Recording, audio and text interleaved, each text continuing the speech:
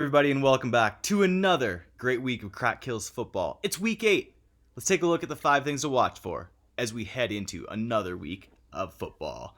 Quick hit number 1, overcrowded. As we stand, the league's basement is loaded with a 6-way tie for last place. No comment, Dime Bags, All Business, Highly Trained Apes, Shittown, and King Quan all sit at 3 and 5. One team is guaranteed to lose their 6th game today as the Apes and No Comment face off.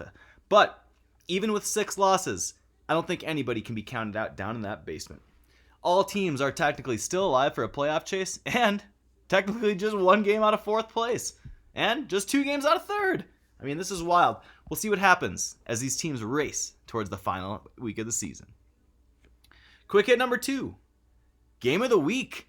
After bouncing back from their first loss, Unfinished Business has a chance to win number 8 and possibly clinch a playoff spot if things go right for them as they take on the Mean Genes. On the other hand, the Mean Genes are the league's hottest team, winning 4 straight led by Justin Herbert. But both teams face some question marks at running back today.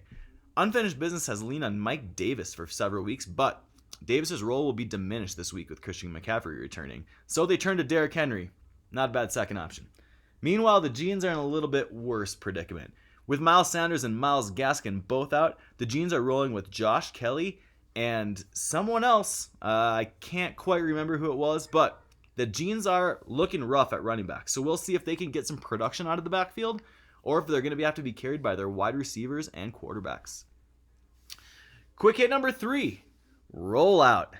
The Cops have the debut of this week as they turn to recently reinstated Antonio Brown against Shittown.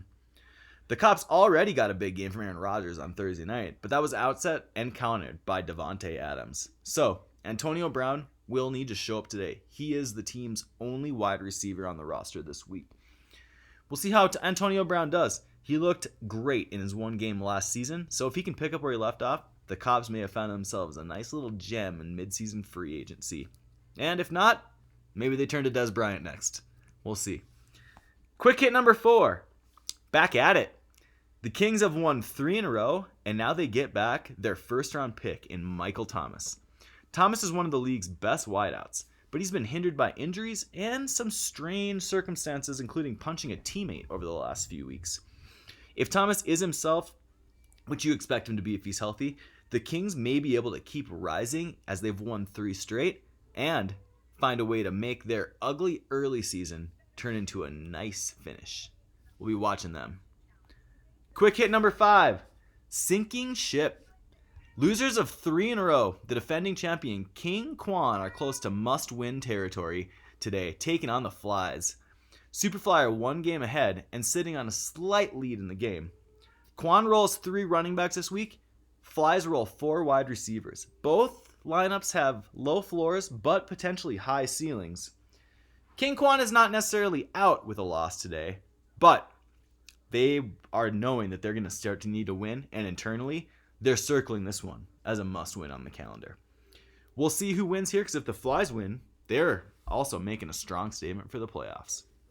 Finally, the player to watch.